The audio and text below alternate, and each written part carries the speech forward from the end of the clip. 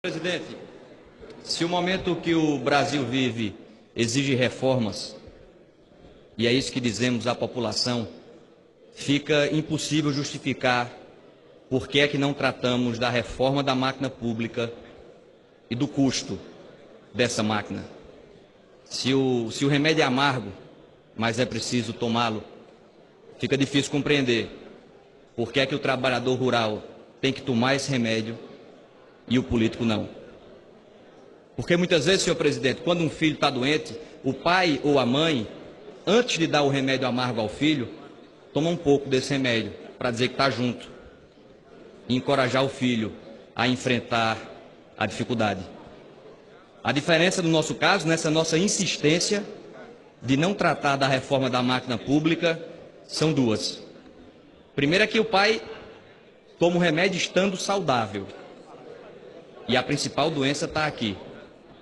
Depois, é que não é o povo que tem que obedecer aos políticos. Somos nós, políticos, que precisamos obedecer ao povo. E aí a gente vai dando sinais à população que não vai ser tratado isso, da reforma da máquina pública, e a população não aceita mais. E aí a gente vai achando que o tempo que vai resolver e acalmar o país, e não vai acalmar. A gente precisa tratar de temas que beiram a obviedade da exigência da população para que a gente dê uma resposta. Falar do auxílio moradia. Auxílio moradia, senhor presidente, deve existir para quem não tem onde morar. Auxílio alimentação deve existir para quem não tem o que comer. E a gente tem uma máquina pública inchada, agigantada, repleta de espaços como esses, e não vamos dizer que é só a classe política, vamos avançar no poder judiciário, vamos avançar em todos os espaços da máquina pública para acabar com essas distorções. Não dá mais para juiz no Brasil receber auxílio moradia. Está errado. Todos nós sabemos que está errado. Não, mas é uma compensação. A gente não está mais em tempo de ter compensação. Não cabe mais compensações. É preciso ter uma mudança radical em direção daquilo que é correto. Não adianta mais puxar um pouquinho para cá, um pouquinho para ali. Não dá mais. E é esse embate. E é o enfrentamento dessas distorções que talvez inicie um período de equilíbrio nesse país.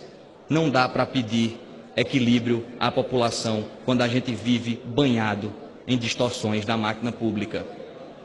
Por isso faço um apelo para que todos nós, aqui não é uma pauta de governo, oposição, todos nós tomemos consciência de que é preciso levantar essa bandeira da reforma da máquina pública. Porque não adianta mais, não venha votar contra a reforma trabalhista, espalhar cartazes dizendo que é contra a reforma trabalhista e ficar calado quando o tema é a reforma da máquina pública e ficar calado quando o tema são os benefícios que a máquina pública hoje entrega. Esse populismo dissimulado, enganador, não cola mais.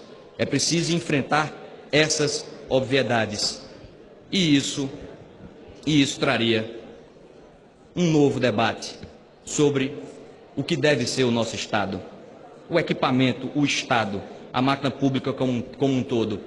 Isso cabe correções que se multiplicam.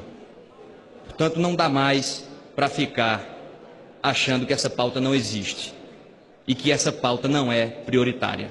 Existem vários espaços que nós precisamos enfrentar com requerimento de urgência. Requerimento de urgência nisso, votação de urgência nisso, debate intensivo nisso. Parar 15 dias daqui para falar sobre a reforma da máquina pública, aí sim voltar a se reconectar com a população.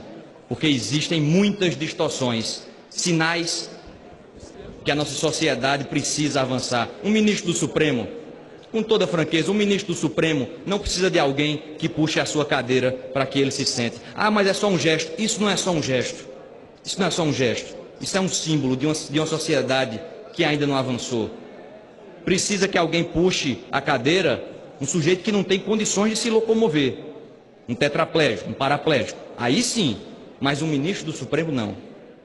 São esses sinais, é essa nova simbologia É essa nova linguagem que o povo brasileiro está sedento para que a gente traga para esta casa. E isso está cada vez mais óbvio. Isso está cada vez mais claro. E cada vez mais óbvio e claro que a população não vai se contentar com o tempo, o passar do tempo. As coisas não vão se acalmar enquanto a gente não compreender a quadra democrática que o país vive